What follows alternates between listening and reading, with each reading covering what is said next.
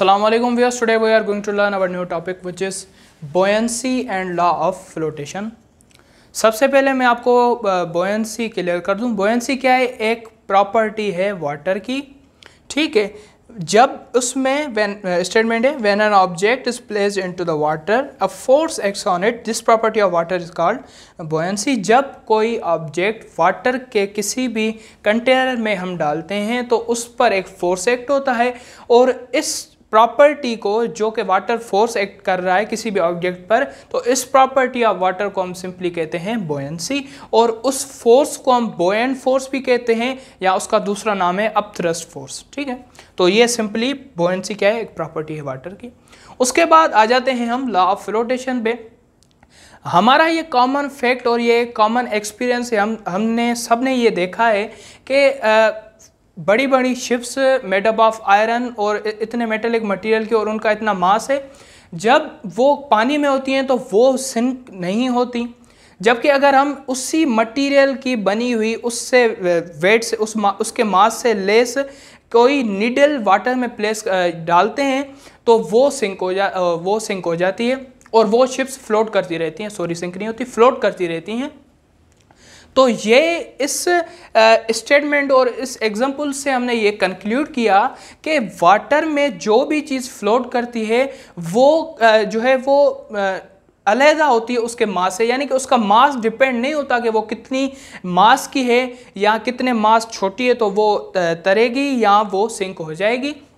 तो इसी तरह से हमने ये देखा कि वाटर पे फ्लोट करने के लिए मास जो है वो ज़रूरी नहीं है ऑब्जेक्ट का मास ज़्यादा हो या कम हो, ये फ़र्क नहीं पड़ता. तो किस चीज़ का फ़र्क पड़ता है वो हमें लॉ ऑफ फ्लोटेशन बताएगा.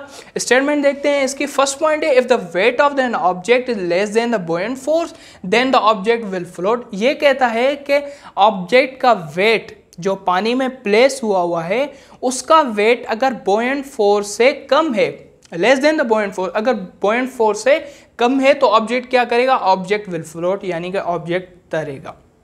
तो ये सिंपल है. बुoyant फोर्स मैंने आपको बताया वो फोर्स जो कि वाटर की तरफ से किसी भी ऑब्जेक्ट पर एक्ट हो, उस फोर्स को हम सिंपली कहते हैं बुoyant फोर्स. वो फोर्स अगर उस फोर्स का मैग्नीट्यूड लेस है और वेट ऑफ द ऑब्जेक्ट ज़्यादा है तो ऑब्जेक्ट क्या करेगा? फ्लोट करेगा. और आप ये सोचेंगे कि वाटर इतना ज़्यादा और ऑब्जेक्ट इतना, उसका वेट ज़्यादा कैसे हो सकता है?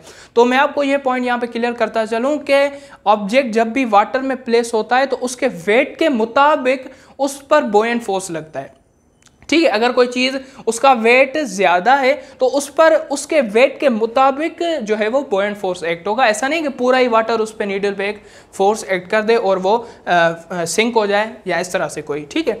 तो ये पॉइंट आपको क्लियर हो गई होगी. अब आते हैं सेकंड पॉइंट पे. If the weight of an object is more than the buoyant force then the object will sink. अब वेट अगर ज़्यादा होगा, नहीं, वेट अगर ऑब्जेक्ट का ज़्यादा होगा, बुoyant फोर्स कम होगा, तो क्या होगा? ऑब्जेक्ट फ्लोट कर जाएगा, सिंक कर जाएगा, यानी कि ऑब्जेक्ट पानी के अंदर डूब जाएगा, ठीक है. यहाँ पे क्या हो रहा था? यहाँ पे बुoyant फोर्स का जो है वो मैग्नीट्यूड लेस था, यहाँ पे क्या हो गया? मैग्नीट्यूड ऑफ बुoyant फोर्स ग्रेटर हो गया वेट से. और थर्ड पॉइंट देखते हैं इसकी. ये कहती है कि if the weight is equal to the buoyant force then object will be in equilibrium under water.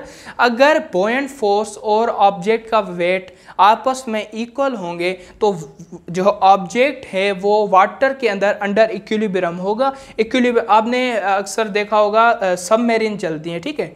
उनको इस तरह से प्लेस किया जाता है कि उनका जो वेट है और जो बुoyant फोर्स उस सबमरीन पर एक्ट हो रहा है वो दोनों इस तरह से इक्वल होते हैं कि वो सबमरीन जो है वो उस वाटर के अंदर जो है वो तैरती रहती है, ठीक है. तो लॉ ऑफ फ्लोटेशन ने हमें ये सारी पॉइंट्स क्लियर कर दी. और मैंने आपको बताया कि मास पे डिपेंड नहीं करता कि कोई ऑब्जेक्ट फ्लोट करे, वो डिपेंड बुoyant फोर्स के मैग्नीट्यूड पे करता है और बुoyant फोर्स का मैग्नीट्यूड डिपेंड करता है वेट ऑफ द ऑब्जेक्ट पे. अगर वेट ऑफ द ऑब्जेक्ट ज़्यादा होगा, बुoyant फोर्स कम होगा तो वाटर जो है वो जो है ऑब्जेक्ट वो फ्लोट करेगा. अगर वेट कम होगा, बुoyant फोर्स ज़्यादा होगा तो ऑब्जेक्ट डूब जाएगा, सिंक हो जाएगा. अगर दोनों दोनों ही इक्वल होंगे तो ऑब्जेक्ट जो है वो will be equilibrium under the water, equilibrium position में होगा, एक मुस्तकिल पोजीशन में होगा under the water. So this was all about law of flotation and property of the water which is buoyancy. Thank you very much.